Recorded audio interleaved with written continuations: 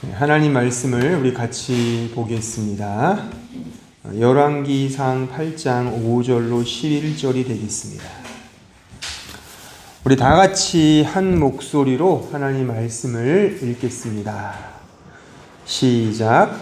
솔로몬 왕과 그 앞에 모인 이스라엘 회중이 그와 함께 그 궤 앞에 있어 양과 소로 제사를 지냈으니 그 수가 많아 기록할 수도 없고 셀 수도 없었더라.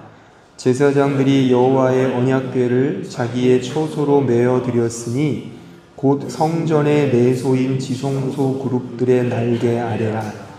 그룹들이 그 궤 초소 위에서 날개를 펴서 궤와 그 채를 덮었는데 채가 길므로 채 끝이 내소 앞 성소에서 보이나 밖에서는 보이지 아니하며 그 채는 오늘까지 그곳에 있으며 그 궤 안에는 두 돌판 외에 아무것도 없으니 이것은 이스라엘 자손이 애굽 땅에서 나온 후 여호와께서 저희와 언약을 맺으실 때에 모세가 호렙에서 그 안에 넣은 것이더라. 제사장이 성소에서 나올 때에 구름이 여호와의 성전에 가득하매 제사장이 그 구름으로 말미암아 능히 서서 섬기지 못하였으니 이는 여호와의 영광이 여호와의 성전에 가득함이었더라. 아멘. 마지막 구절을 눈으로 잘 보시면 이는 여호와의 영광이 여호와의 성전에 가득했다. 우리는 지난 시간에 다윗에 대해서 배웠습니다. 다윗은 성소에 초석을 두었던 사람이고요. 그 성전을 이루는 데에 가장 중요한 인물이 바로 이 다윗이었습니다. 그런데 그 다윗이 생각하고 그러니까 언약을 받은 그것이 결국에 와해되고 무너지고 망하는 그 과정을 우리는 확인을 했고 또 다윗의 인생을 통해서 여실히 그렇게 드러났음도 확인을 했습니다. 그래서 다윗이라고 제가 말씀을 드렸습니다. 이제 오늘 우리가 확인할 차례는 그 다윗의 아들 솔로몬에 대한 부분이고 그 솔로몬이 건축한 이제 성전인 것입니다.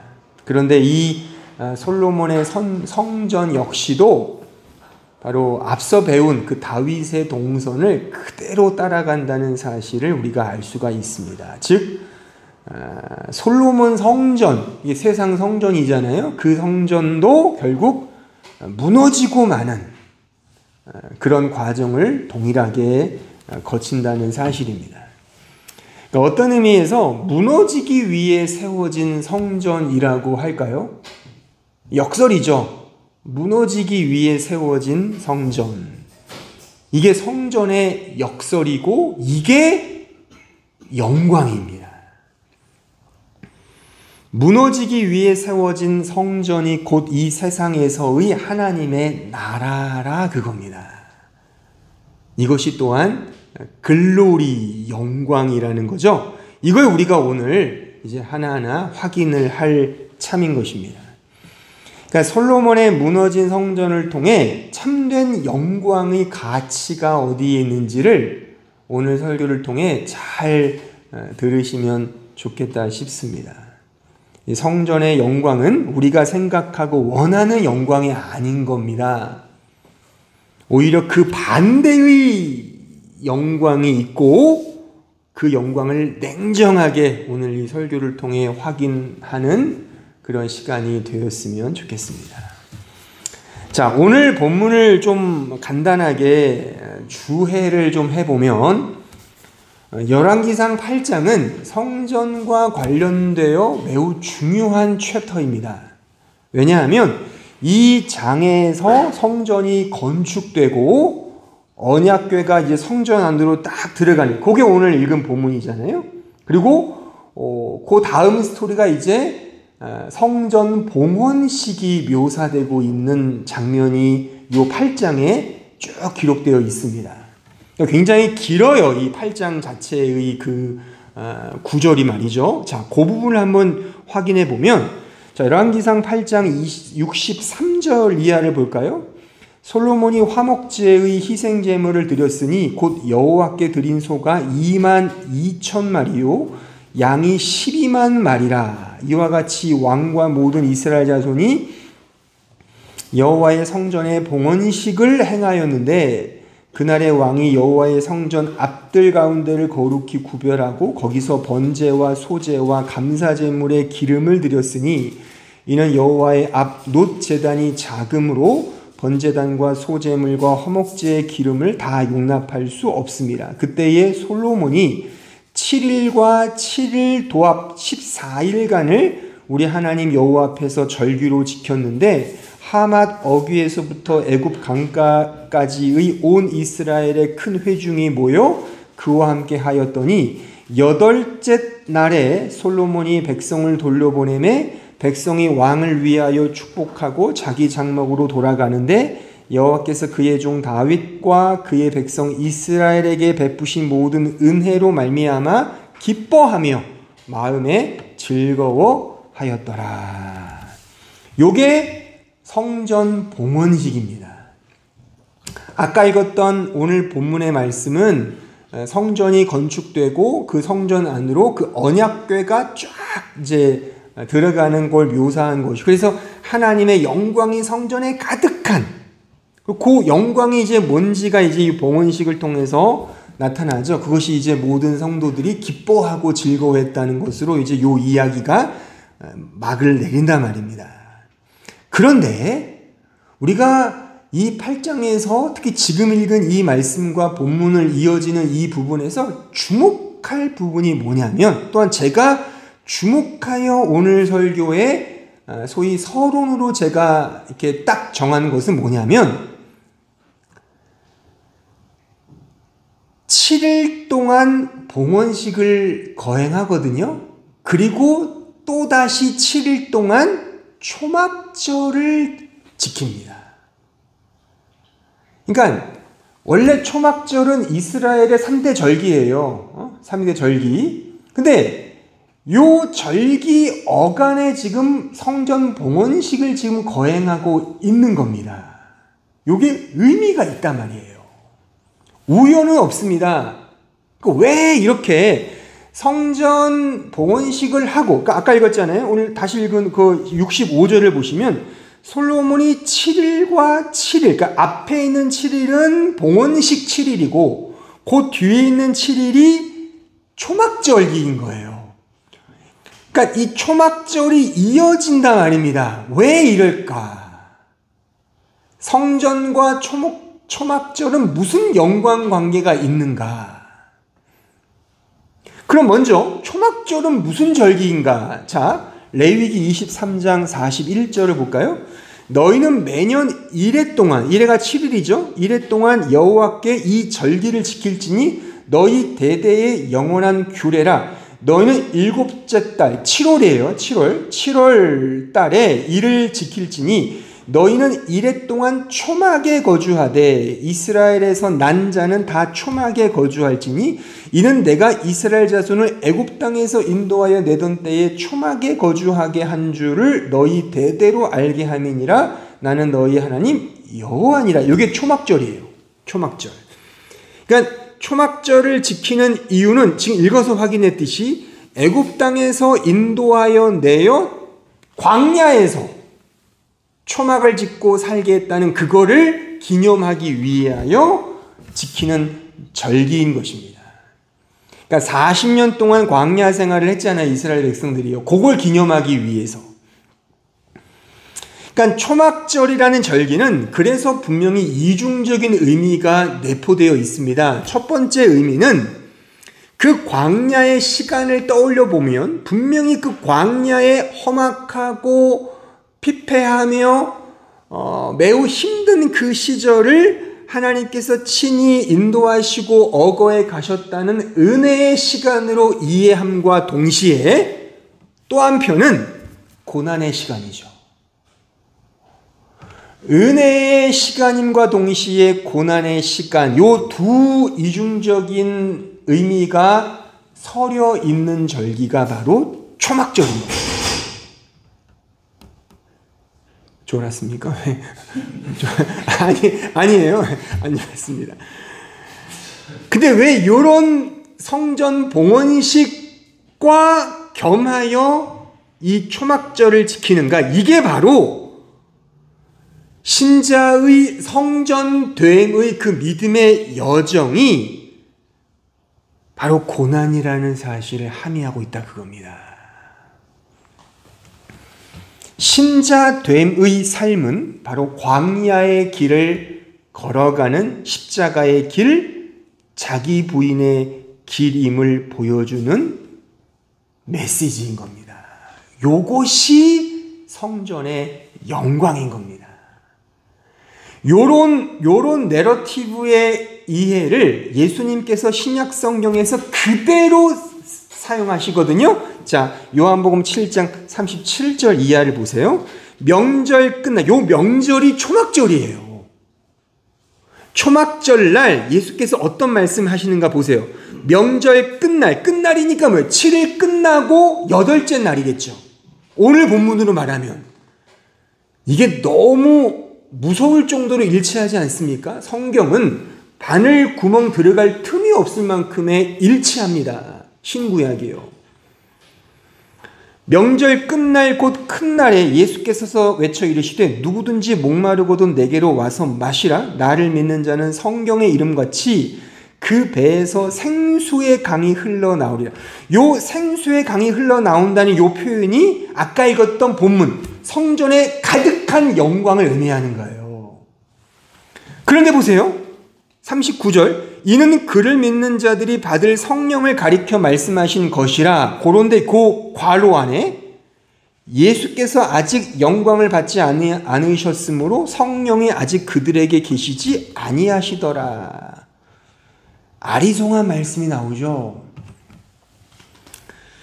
지금 이날, 즉 초막절에 예수께서 신자 안에 생수의 강이 영광의 생수가 흘러넘칠 것이다라는 말씀을 하시는데 그 다음에 아직 영광을 받지 않으셨기 때문에 그 영광은 아직 영광이 아닌 거야 라는 식으로 말씀을 한단 말입니다.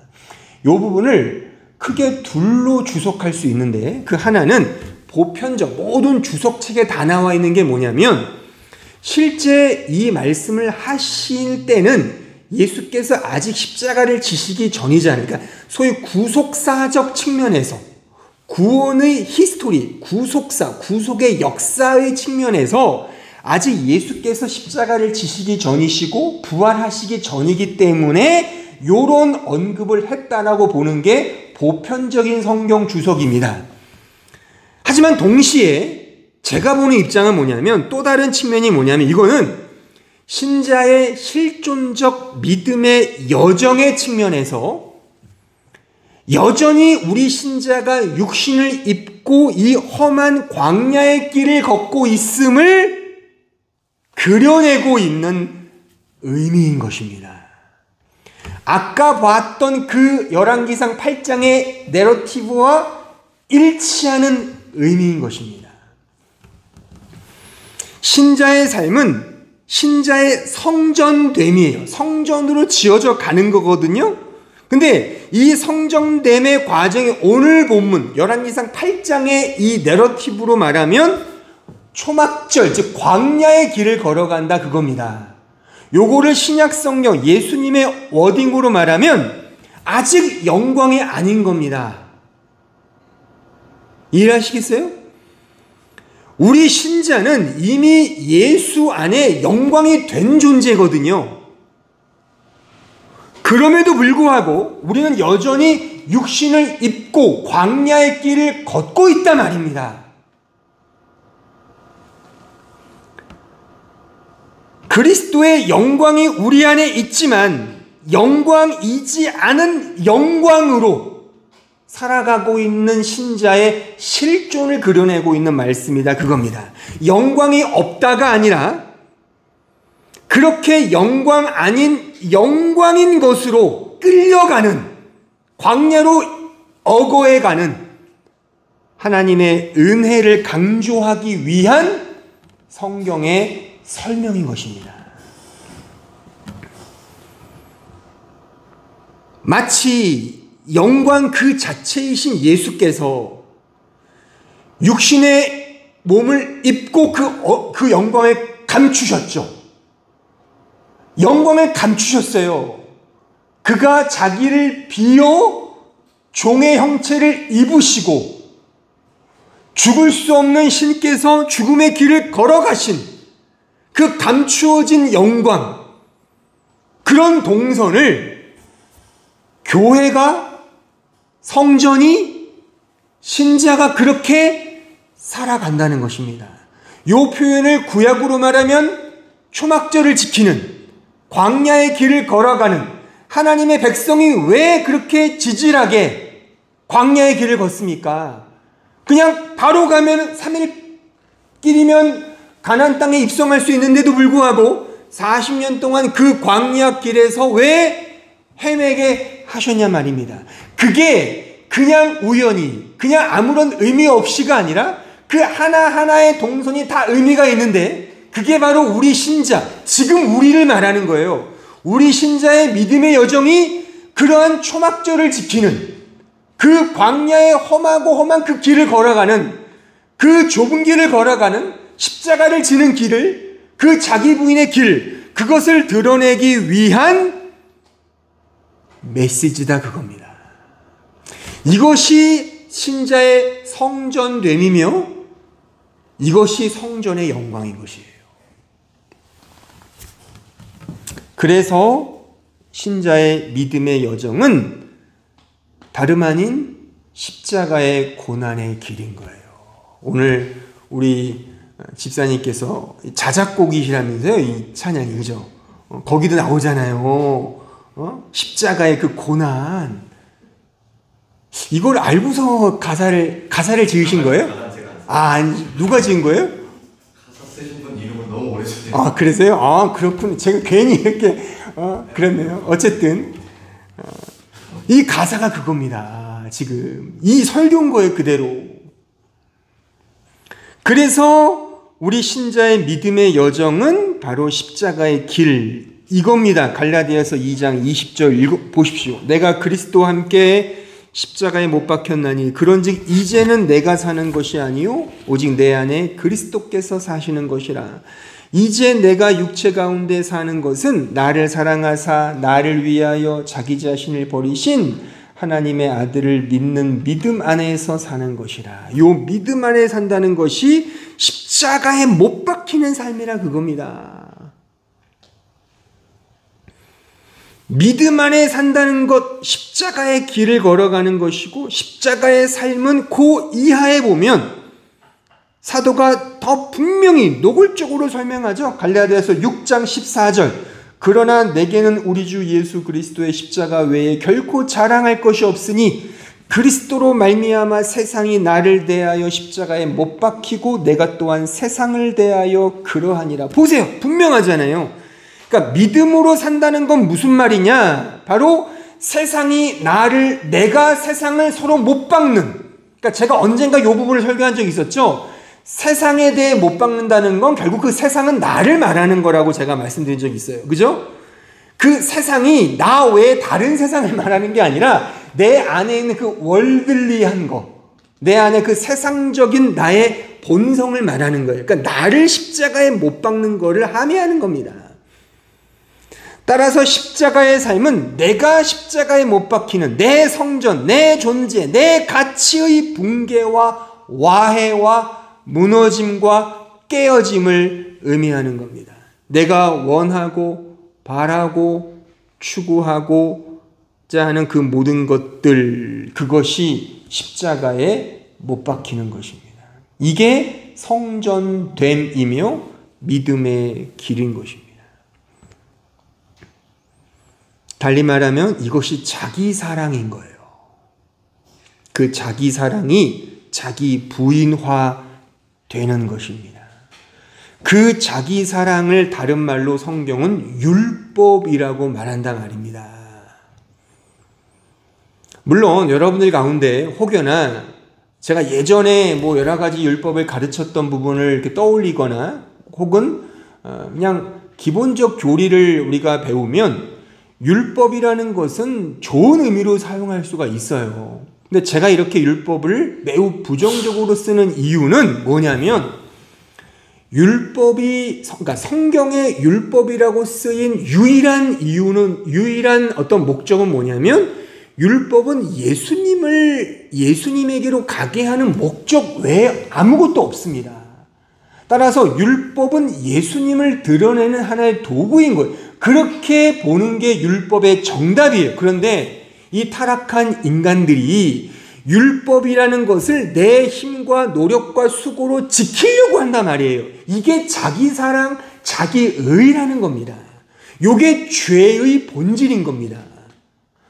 이거는 우리가 자기 사랑, 그래서 자기 사랑의 율법이라고 제가 말을 하는 거예요. 그러니까 내 성전, 내 가치, 내 존재의 완성, 자기 번영, 이런 게 다 율법이거든요. 자기 사랑이지 않습니까? 이것을 십자가에 못 박는 것입니다. 그래서 성전은 무너지는 게 맞는 거예요. 이 부분을 제가 율법과 은혜의 대조적 측면에서 설명을 좀 해볼게요. 우리가 사는 이 세상은 사실 다 율법입니다. 율법으로 이 세상은 움직이거든요. 쉽게 말하면 나튜럴리히한 겁니다. 매우 자연스러운 것, 당연한 것이 율법이거든요. 그러니까 이 세상은 다 율법, 나튜럴리히한 것으로 움직여요. 그렇게 존재하고 그렇게 움직이는 게 맞아요. 따라서 모든 보편 인간은 한 사람도 예외 없이 다 율법적으로 살아갑니다. 저와 여러분 예외 없습니다. 우리의 존재와 가치, 행동, 삶의 원리 등은 다 율법이에요. 그런데 이 율법이 판을 치는 세상에 침투하여 들어온 게 은혜인 겁니다. 그래서 은혜 복음은 매우 부자연스러운 겁니다. 여러분들이 만약 은혜를 안다면 여러분들의 보편 상식, 존재 양식과 전혀 들어맞지 않아야 제대로 은혜를 아신 겁니다. 만약 은혜를 알고 복음을 아는데 이질적임을 느끼지 못하고 생경함을 느끼지 못하며 변이적 현상임을 캐치하지 못하면 은혜를 모르는 겁니다. 꼭 기억하세요.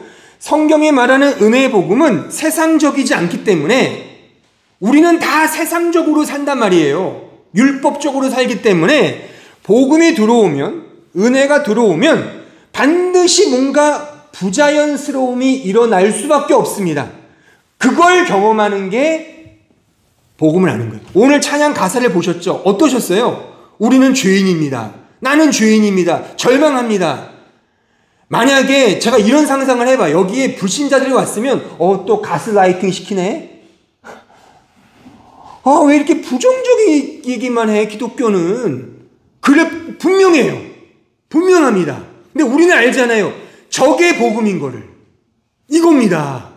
우리는 아무렇지도 않아요. 오히려 현대 교인들은 이런 가사를 싫어하죠. 그러니까 복음이 없는 거예요, 현대 교회가. 이 세상은 율법이에요. 대표적인 개념이 뭐냐면 인과율의 법칙입니다. 원인이 있고 결과가 있는 법이에요. 원인 없이 결과 없고 결과 있다면 반드시 원인이 있는 게 이 세상의 율법적 원칙인 것입니다. 몸이 아픈 것은 그럴 만한 이유가 있기 때문인 거예요. 평상시에 저녁 운동하지 않고 늘상 기름진 음식만 탐하면 과체중에 고콜레스테롤에 걸려서 정말 이 상당한 어떤 심혈관의 위협을 받는 게 인지상정인 거예요. 담배를 너무 많이 태우면 폐가 제 기능을 못합니다. 날마다 술고래가 되면 간이 성하지 못해요. 이거는 율법이에요. 그냥 그게 자연스러운 겁니다. 나이가 들면 당연히 늙습니다. 이게 인과율의 율법이에요. 나이가 드는데 오히려 젊어질까? 그거는 뭐 벤자민 버튼의 뭐 시간이 거꾸로 간다 그 영화에 출연해야 될 일인 거고, 저기 엑스맨이 돼서 지구를 지켜야 되겠죠. 그런 탁월한 능력을 가지셨으니까. 근데 그럴 일은 없다 그겁니다. 학생이 공부를 안 하고 탱자탱자 놀면 결코 좋은 성적을 거둘 수가 없습니다.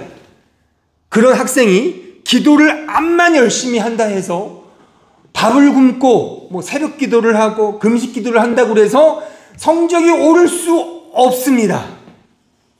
왜요? 성적이 오르기 위해서는 공부를 해야 하기 때문입니다. 율법이에요.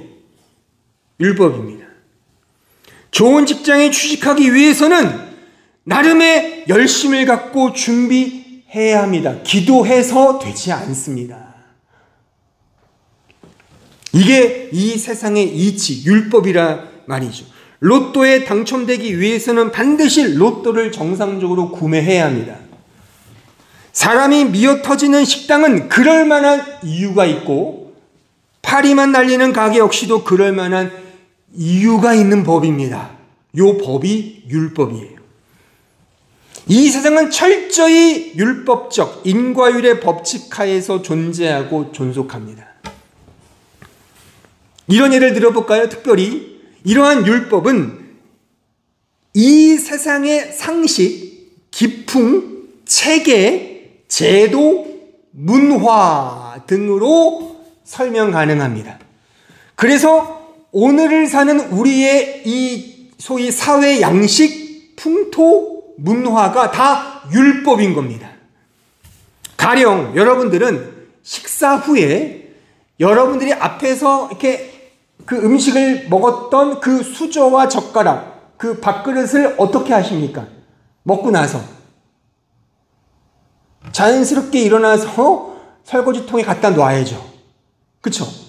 이게 말하자면 우리 집의 양식인 거예요. 하지만 제 윗세대 아버지 때 보면 아버지들은 그렇게 안 하셨어요. 그냥 먹고 일어나요. 엄마가 다 치우는 겁니다. 그땐 그랬어요. 지금 그렇게 했다가는 바가지를 키죠. 심지어 요즘에는 음식을 차려주는 쪽, 뒤처라는 쪽이 나눠져 있죠. 그렇게 합의를 한 겁니다. 요게 율법이에요. 모두가 이 사회 양식에 따라 적절한 합의와 협의를 통하여 정한 겁니다. 요게 법이에요. 이 시대의 교회를 보자고요. 설교는 왜 목사만 합니까? 그렇게 법에 나와 있어요. 정상적으로 신학을 전공하고 안수를 받은 목회자만이 강도권을 갖게끔 합의했습니다. 물론 평신도가 못할 이유는 없습니다. 하지만 그렇게 그냥 정한 거예요. 그게 법인 거예요. 우리 교회도 마찬가지인 거죠. 제가 설교를 하고 우리 집사님이 찬양 인도를 하시고 회중기도가 있고 축도가 있고 우리 헌금은 바구 눌리지 말고 그냥 오는 대로 저기에 넣는 걸로 합시다. 우리가 나름 정한 법인 거예요. 이 법대로 움직이는 겁니다. 이게 헌법, 이게 율법이에요. 대통령이 해야 될 일이 있고 하지 말아야 될 일이 있는 거예요. 하지 말아야 될 일을 하면 탄핵을 받는 거예요. 이게 법인 거예요. 탄핵도 법입니다. 이게 율법인 겁니다. 이 세상은 다 율법이에요. 율법 아닌 건 없습니다. 세상이 움직이는 그 율법 배후에 더 기가 막힌, 더 본질이 뭐가 숨어 있냐면 바로 자기 사랑과 이해관계와 인본주의가 뿌리내려 있는 거예요. 이해관계, 즉 기브 앤 테이크죠. 이게 기본적인 율법의 원리예요. 보세요. 쉬운 예로 경조사비로 내가 10만 원을 냈어요. 그럼 반드시 그 사람도 10만 원을 줘야죠. 만약 5만 원을 주면 어떻게 됩니까? 그 관계는 멀어지는 거예요. 이거는 좋다 나쁘다의 문제가 아니라 우리가 이 사회를 살아가는, 이 세상을 살아가는 지극히 당연한 나튜럴리한 이게 율법인 겁니다. 이 세상을 잘 살고 싶으시죠? 제가 성경적으로 잘 사는 비결을, 절대 비결을 알려드릴게요. 뭐냐면 율법주의자가 되면 됩니다. 열심히 씨를 뿌리면 돼요. 그러면 잘 먹고 잘 살 수 있습니다. 그래서 율법주의가 능력주의인 것입니다. 나아가 성공주의가 되는 것이고, 더 나아가 이것이 인본주의인 겁니다.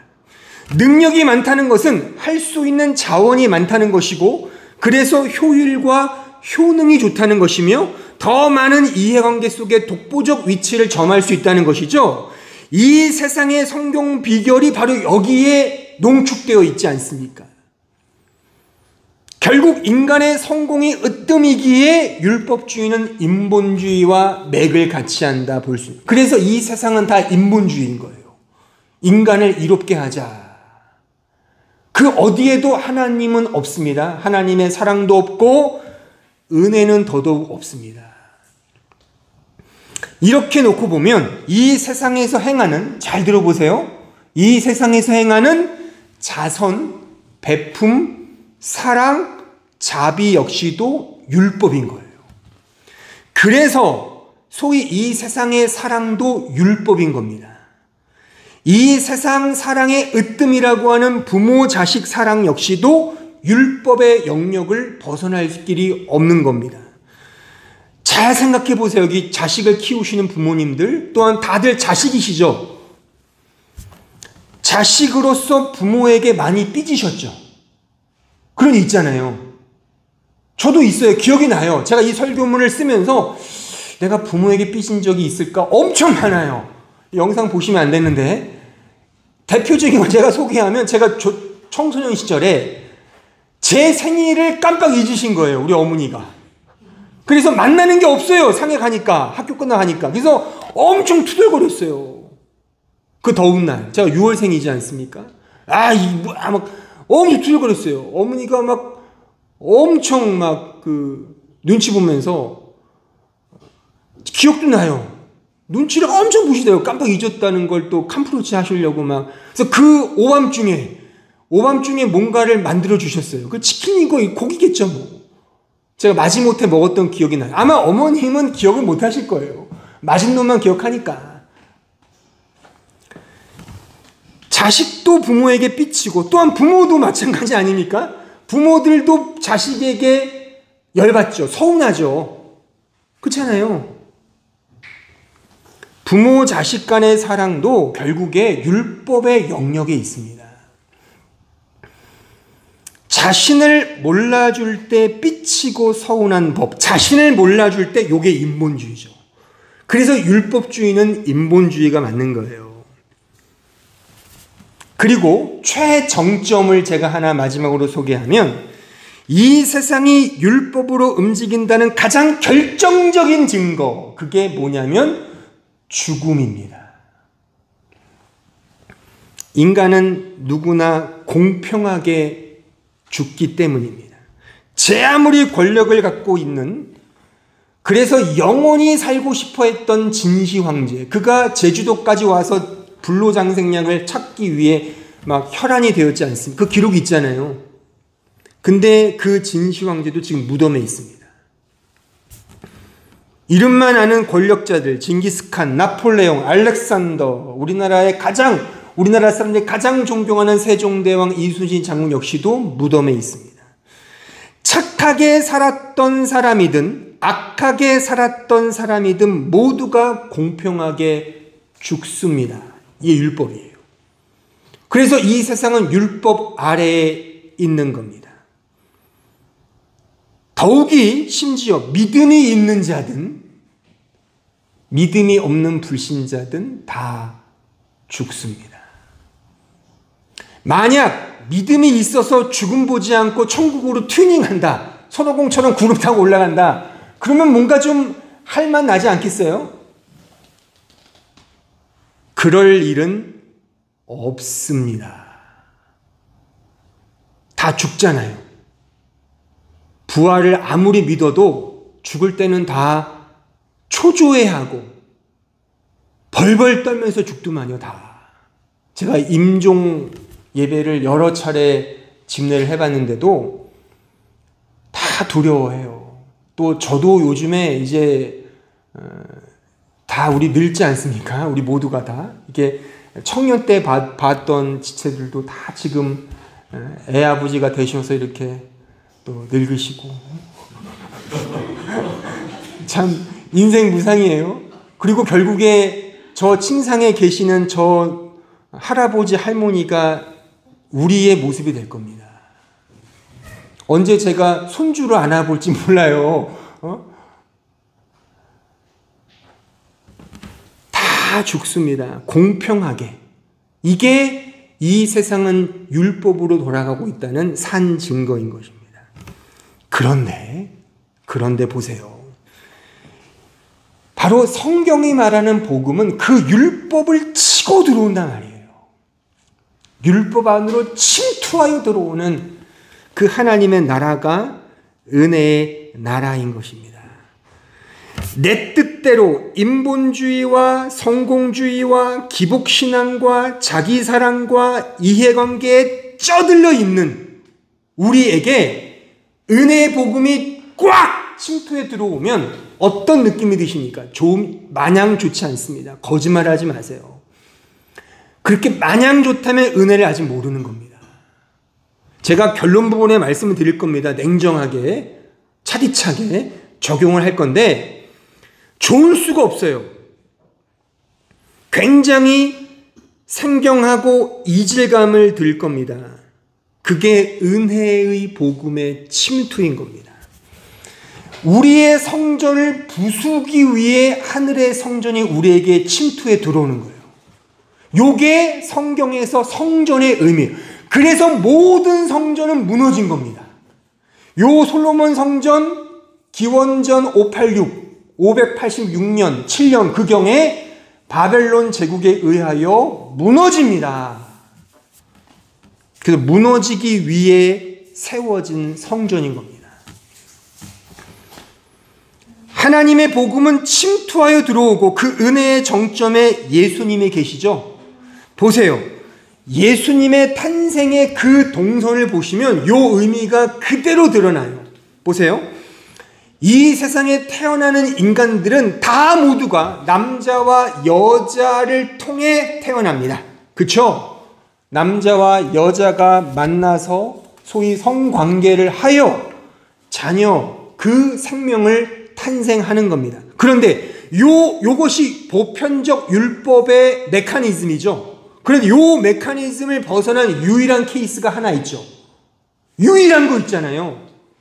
남자 없이 성령으로 잉태된 바로 예수님만이 유일한 케이스란 말이에요. 이게 은혜의 침투를 보여주는 거예요. 예수님의 성육신 사건인 겁니다. 지난 시간에 읽었던 마태복음 1장에 보면 아브라함이 이삭을 낳고 이삭이 야곱을 낳고 나오잖아요. 그 낳고의 모든 동사의 형태가 능동형입니다. 그러니까 남자가 아들을 낳는 그런 식의 능동태로 쓰였는데 딱 하나 마리아를 통하여 예수를 낳으셨다의 그 나타는 수동형입니다.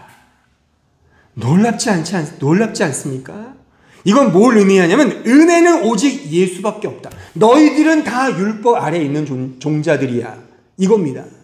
오직 예수만이 은혜로 이 세상에 오셨고 유일하게 그분 안에 있는 자들만 은혜로 낳으심을 받은 자가 되는. 그래서 거듭나다 안옷된 위로 난 자가 바로 우리 거듭난 신자인 것입니다.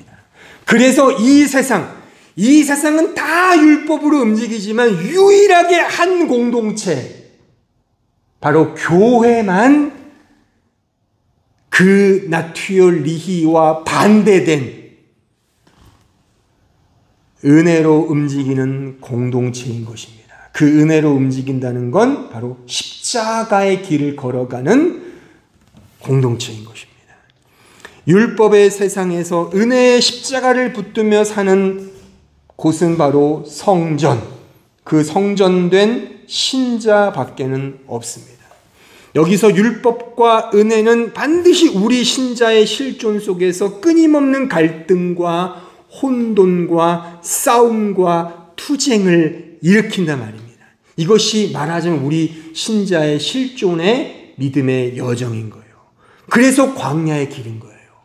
그 광야의 길에서 우리를 낮추시고 줄이게 하사 오직 하나님만이 주시는 그 만나, 그 양식으로만 살 수 있음을 실존적으로 경험케 하시기 위함인 겁니다. 그 과정 속에 우리가 지금 놓여 있는 거예요. 그래서 우리의 신앙의 여정에 우리가 원하는 거 하나님이 안 주시는 겁니다. 오히려 더 많이 빼가시죠. 더 많이 빼가는 게 우리 신앙의 여정에 고스란히 담겨 있단 말입니다. 그러니 예수님을 따라간다는 거, 이게 쉬운 게 아닌 겁니다. 실제 예수님 당시에 수많은 사람들과 심지어 그의 제자들마저도 율법의 원리로 주님을 따랐을 뿐인 거예요. 그러니까 십자가를 진다니까 그 수제자 베드로가 막 앞서서 혈기를 내면서 그럴 일이 생기면 안 되잖아요. 어떻게 혼쭐냈다니까 예수님을, 제자 주제에 예수님을 홍보해내면서 그럴 일이 있으면 안 돼요. 정신 차리세요, 예수님. 당신 이렇게 나약하면 어떻게 합니까? 저 로마를 무찌르고 이 유대의 나라 다윗의 왕궁을 정치적으로 도모해야죠. 그런데 아무런 힘도 없이 나약하게 십자가에 달려 죽습니다. 다 도망가죠. 다 부인하고. 우리의 모습이 아닌지 우리는 생각해 보아야 하는 것입니다. 나에게 도움이 안 되면 정말 이 자리에 앉아 계실 자신 있으세요? 나에게 도움 안 되면 하나님보다 좀 더 센 진리를, 그 호리병에 있는 그 진리를 섬기지 않을까요? 아니면 하나님이라는 이름은 우리가 그렇게 읍하면서 사실 그게 성경이 말하는 그 은혜의 하나님이 아니라 둔갑된 하나님이 아닐까요? 말하자면 이스라엘 백성들이 그 광야에서 무서우니까 그 금송아지를 만들었잖아요. 그러면서 금송아지를 하나님으로 믿었다니까요. 그게 다른 신이 아니라 하나님으로 이해했단 말이에요. 그러니까 그들이 교리를 모르거나 하나님 말씀 모르는 자들이 아니었어요. 근데 그들은 금송아지를, 그러니까 자기를 위해 만든 거죠. 나에게 도움이 되는 그런 하나님을 올려다 놓고 그냥 물질적 빵, 기복, 성공, 번영, 자기 만족, 이걸 위해 섬기고 믿음 생활하는 건 아닌지 우리는 우리 자신을 냉정하게 돌아보아야 하는 것입니다. 거듭 강조하지만 은혜의 복음은 율법과 정반대인 것입니다. 율법의 세상에 침투하여 들어온 은혜의 복음은 우리의 육적인 것, 우리가 추구하고 사랑하고 좋아하는 것들을 뿌리째 뽑아내는 그런 불도저와 같은 역할을 한다면 그 은혜가 좋으십니까? 자기 부인의 길, 십자가의 고난의 길로 이끈다면 거의 모두가 싫어하고 혐오하고 미련하고 바보 같은 것이라고 치부할 그 삶으로 우리를 억어해 가신다면 과연 그 길을 따라갈 사람이 얼마나 있겠습니까? 예수께서 친히 말씀하시는 거예요. 내가 다시 올 때 믿음을 보겠느냐? 믿음이 없다는 겁니다. 성경이 말하는 영광은 눈에 보이지 않는 하나님의 하나님 되심이 가시적으로 드러나는 것을 가리킵니다. 그렇게 보이지 않는 하나님의 가시적 현현의 실체가 바로 예수님, 그의 십자가죠. 그래서 그 십자가가 하나님 나라의 존재 양식이며 그 가치인 겁니다. 그래서 우리는 십자가로 끌려가면서 내 뜻의 꺾임, 내 뜻의 반대, 자기 부인의 삶으로 이끌려져 가는 거예요. 이게 정상적인, 이게 세상의 시선으로 보면 역설적인 거지만 이게 이 성경의 시선으로 보면 이게 맞는 겁니다. 그러니까 와해되고 무너지고 이렇게 실패되는 신자의 삶이 성전됨의 거룩인 것입니다.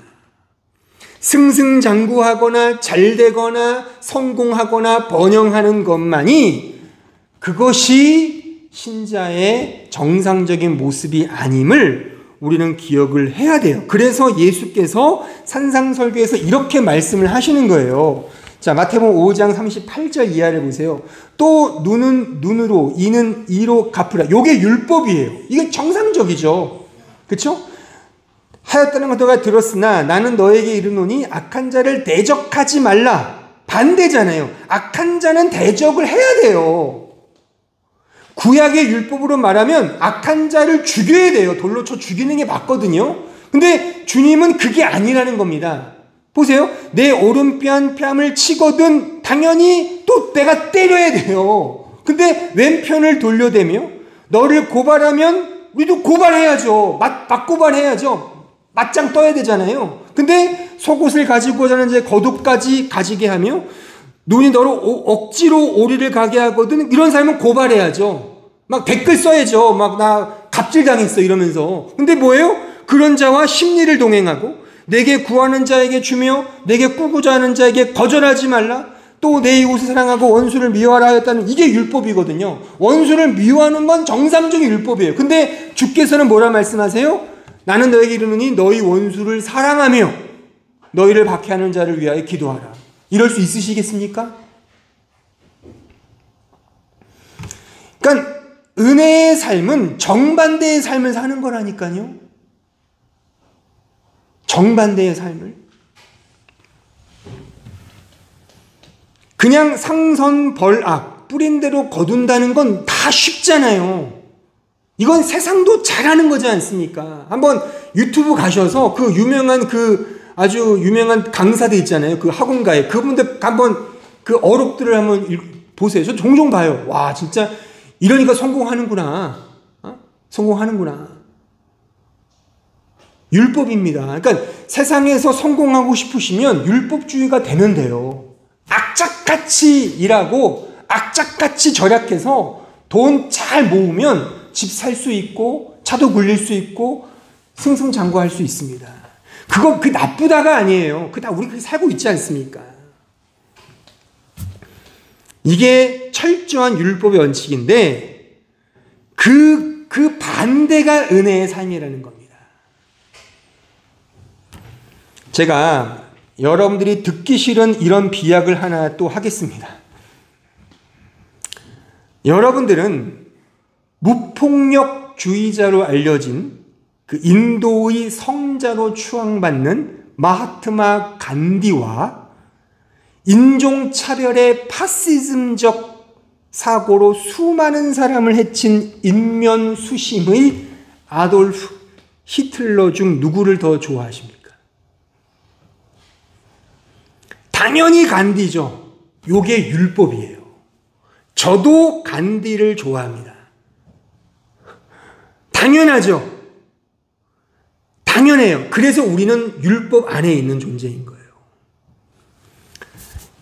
더 싫은 소리를 제가 하면 은혜의 복음은 뭐냐면 여기서 요런 율법 하에는 우리에게 어떻게 복음이 침투해 들어오냐면 잘 들어보세요. 은혜의 복음은 바로 내가 히틀러라고 폭로한단 말입니다. 나라는 실존이 아돌프 히틀러와 다름없는 바로 그 존재임을 고발하는 겁니다. 이게 나는 죄인입니다의 성경적 워딩이에요. 이렇게까지 생각 안 해보셨죠? 여기까지 가는 거예요. 이게 은혜의 복음이에요. 이거를 설명하기 위해 예수께서 친히 산상설교를 하신 겁니다. 산상설교를 너무 우리가 지키고 행하는 차원의 인본주의로 이해하니까 이런 의미를 다 놓치는 겁니다. 그래서 아까 말했던 마하트마 간디가 힌두교도인데도 불구하고 매일 아침마다 산상설교를 읽고 묵상을 했답니다. 믿음도 없이 예수도 믿지 않은 채.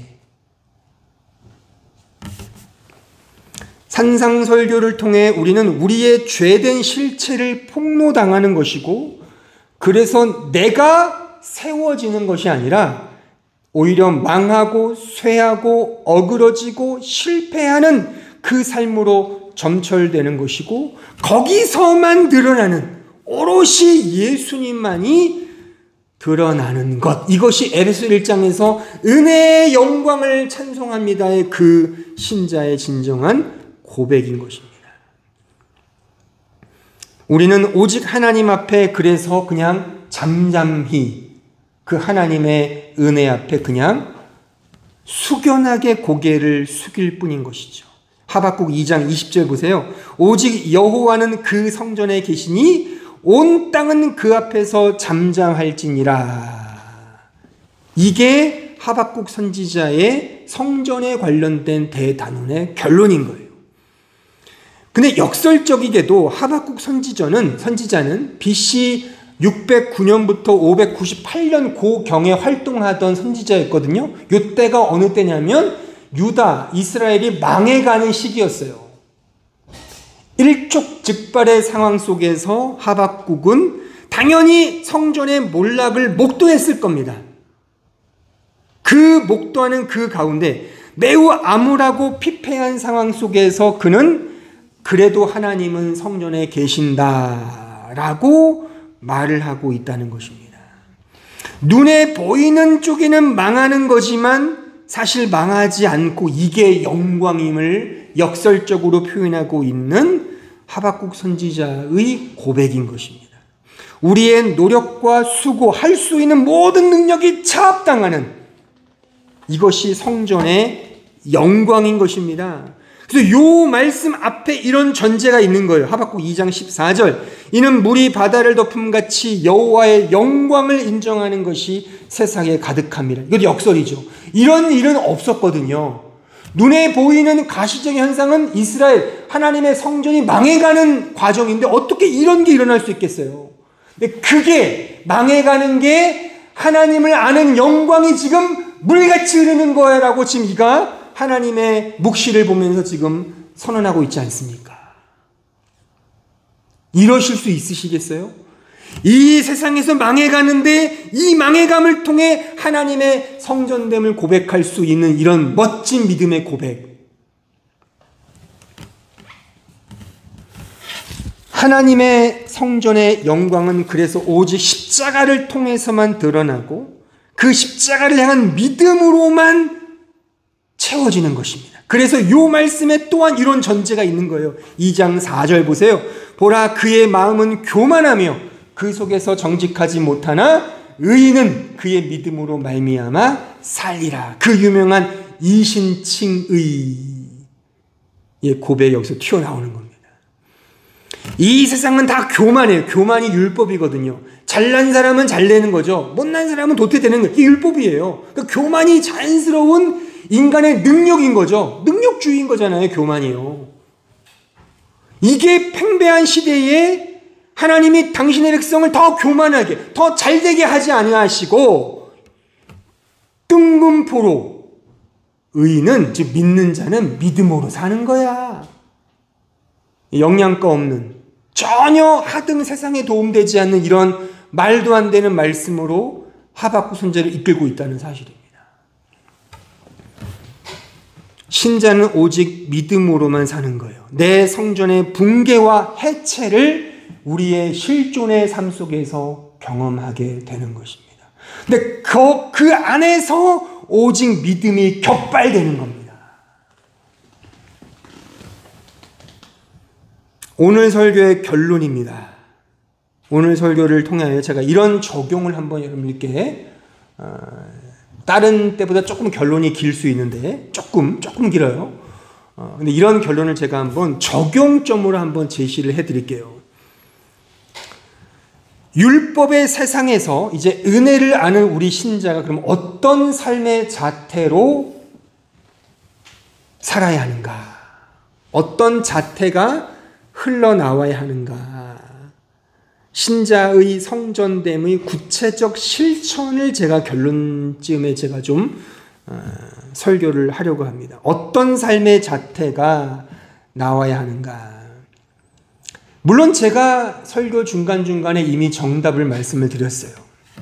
딱 한 문장으로 정답을 말한다면 반대로 하십시오. 반대로 하십시오. 반대로 하시면 돼요. 청개구리가 되자는 말이 아니라 여러분들이 원하고 바라는 것과 반대로 행하라 말입니다. 오늘 설교의 표현으로 말하자면 율법이 아닌 은혜로 살라는 겁니다. 은혜가 침투하여 들어온 예수님의 침투를 기억한다면 이해가 되시죠? 우리가 바라고 원하는 것과 반대로 살면 그것이 바로 은혜를 흘려주고 사랑하는 삶인 것입니다. 본성에 거슬러서 사는 것이 은혜를 따라 사는 것입니다. 내가 원하고 바라고 하고 싶은 거 이미 다 결정해 놓고 하나님의 뜻인 양 체면치레로 그냥 그럭저럭 해 나가는 건 자기 기만이고 종교적 외식이지 그 자체는 양심도 사랑도 자비도 선행도 아닌 것입니다. 함께 있으면 좋은 사람은 누구나 다 좋은 사람이에요. 그런 사람과 함께 있음이 사랑하는 게 아닙니다. 짧은 인생 뭐 그렇게 험하게 살려고 하십니까? 라고 말할 수 있겠지만 저도 그래요. 이게 정답이에요. 그럴 수 있어요. 하지만 진정한 은혜를 흘려준다는 측면, 진정한 사랑을 한다는 측면에서는 율법에 매여 있는 존재 모두가 하는 그거 사랑 아니고 오히려 반대로 그렇게 살면 되는 것입니다. 한 주간 반대로 살아보십시오. 얼마나 힘든지 아마 입에 단내가 날 정도로 확인하게 될 겁니다. 그때 주님을 붙드는 거예요. 이게 믿음의 삶인 것입니다. 그러니까 안 되는 자신을 보면서 믿음으로 가는 겁니다. 아시겠습니까? 그거를 저는 매우 실천적으로 여러분들이 원하는 거 반대로 해보라는 거예요. 관계, 어떤 식의 실천도 우리가 원하는 거는 사실 누구도 원하는 거잖아요. 그거는 세상 사람 다 하는 거라니까요. 그러니까 그것과 반대의 것들을 결정을 해보시라는 거예요. 좋아하는 사람들끼리만 이렇게 사귀지 마시고 정말 있으면 막 열불나는 사람. 그리고 아까 말했듯이 부부간에도 아내가 밥을 하고 남편이 뭐 뒤처리 해주는 그런 율법이라면 한번 밥도 해보시고 뒤처리도 해보세요. 이미 그렇게 하고 있다면 뭐 할 말은 없지만 아니면 더 많이 해보라는 거예요. 그 남편이 하고 있는 걸 해보라는 거예요. 더. 그러면 이건 왜 동선을 깨지? 그때 울림이 있는 거라는 거예요. 내가 늘 해왔던 걸 하는 거는 어떠한 울림도 없다니까요. 그러니까 반대로 해보라는 거예요. 반대로. 저의 반대는 설교를 짧게 하는 걸까요? 그러면 울림이 있겠죠. 다음 주 설교 기대해 보세요. 될지 아닐지 모르겠지만 이미 다 써놨기 때문에. 그러니까 이게 정말 그렇습니다. 반대로 해보시라니까요. 의도적으로. 그러면 그 안에서 입에 단내날 정도로 우리의 실체를 발견하게 될 겁니다. 그 실체를 깨닫는 게 성화인 겁니다. 요즘에 그 캐데헌이라고 아시죠? 캐데헌. K-팝, 그 데몬 헌터스, 그가 부른 그 애니메이션 영화가 히트를 쳤잖아요. 지금 다시 K-팝의 부흥이 일어났다니까요. 지금 빌보드 차트, 싱글 차트 1위도 됐고, 영국의 거기도 차트에도 1위를 했어요. 그 주된 곡이 이제 그 골든이라는 노래인데, 제가 한 주간 그 노래를 들으면서 은혜를 엄청 받았어요. 그 가사가 뭔지 아십니까? 그게 복음이에요. 물론 그 대상까지는 가지 못하는 그냥 율법적인 안에서의 복음이지만 그 안에서 뭘 말하느냐면 그냥 우리의 정체성의 혼돈 속에서 늘 잘하려고 해요. 근데 그러지 말라는 그냥 네가 네 자체를 인정을 해. 그게 황금이야, 골든이야. 그게 전세를 휩쓰고 있다니까요. 지금 그게 복음의 메시지란 말입니다. 그러니까 우리가 자꾸만 뭔가 착한 척 하려고 그러고 거룩한 척 하려고 그러고 뭔가 멋진 척 하려고 그럴 필요 없다는 거예요. 그냥 내 모습 그대로 그냥 살면 돼요. 그 안에서 반대로 살아보면 그 내 꼬라지가 드러나거든요.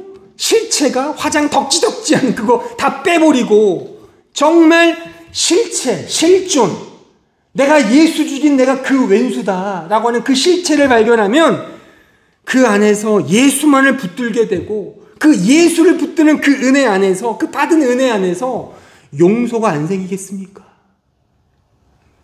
이게 기독교 성경이 말하는 용서인 것입니다.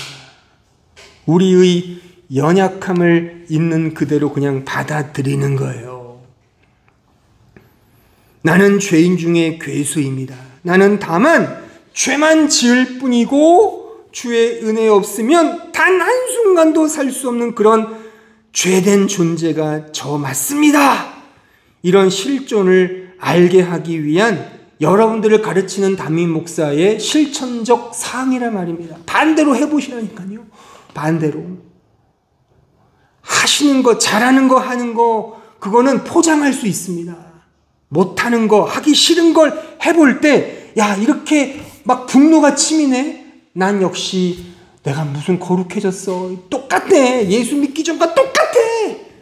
다 나만을 위하는 존재 아니야. 그거를 알면 그게 거룩이라니까요.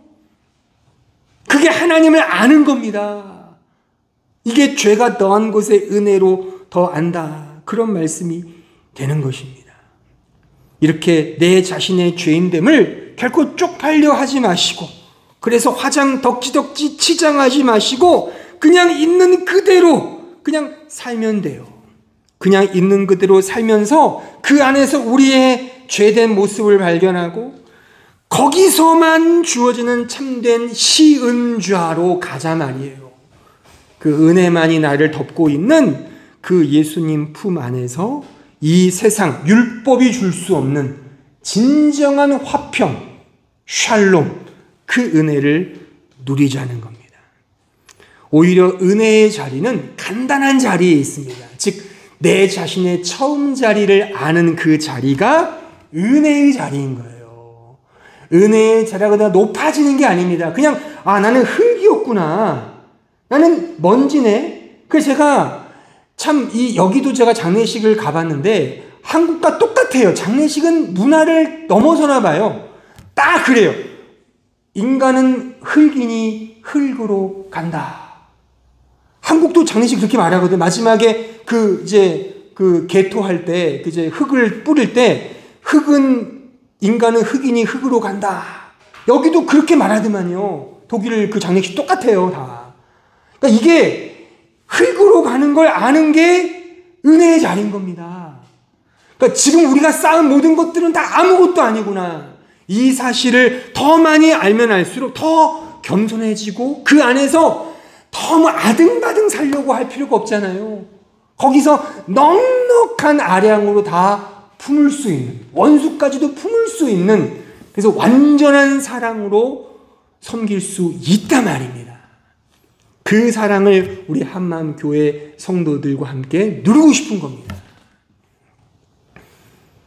반대로 살아보셔서 이러한 은혜 안에서 주시는 참된 자유와 평강을 맛보시는 우리 모든 성도들이 되기를 진심으로 바랍니다. 기도하겠습니다. 아버지 하나님 감사합니다. 오늘 솔로몬의 성전에 대해서 배웠습니다. 솔로몬의 성전 역시도 성경의 흐름은 망하는 곳으로, 무너지는 곳으로, 와해되는 곳으로 점철됨을 확인했습니다. 그 성전이 우리 자신이며 우리도 이 역사 속에서 광야, 초막절기를 지키며 끊임없이 광야의 고난의 십자가의 길로 이끌려져 감도 확인했습니다. 하나님, 확인할수록 자신도 없고 확인할수록 너무 힘듭니다. 정말 이 세상적인 것 도외시한 채 살 수 있는 용기가 없습니다. 우리는 날마다 나 자신만을 위해 살고 있고 내가 원하고 바라는 것에 날마다 씨를 뿌리며 살고 있는 그런 율법적인 존재 맞습니다. 하나님, 그러한데 역설적이게도 이러한 우리 자신의 율법적인 이 상황을 아는 것이 그 처음 자리가 오히려 은혜의 시은주아임을 또한 확인했습니다. 하나님, 이 부족한 종, 우리 모든 성도들 하나같이 한 주간 살아갈 때에 내가 원하고 바라는 것과 반대의 삶을, 그러한 시간들을 살아봄으로 말미암아 나는 정말 죄된 자 맞구나를 실존적으로 고백해야 하고, 오직 예수 그리스도만이 나의 진정한 길이요 진리요 생명임을 고백하며 예수님만을 절대적으로 의존해야 함을 경험적으로 체험하고 정말 실증적으로 아는 그러한 시간들을 보낼 수 있도록 역사하여 주시옵소서. 예수님의 이름으로 기도하옵나이다. 아멘.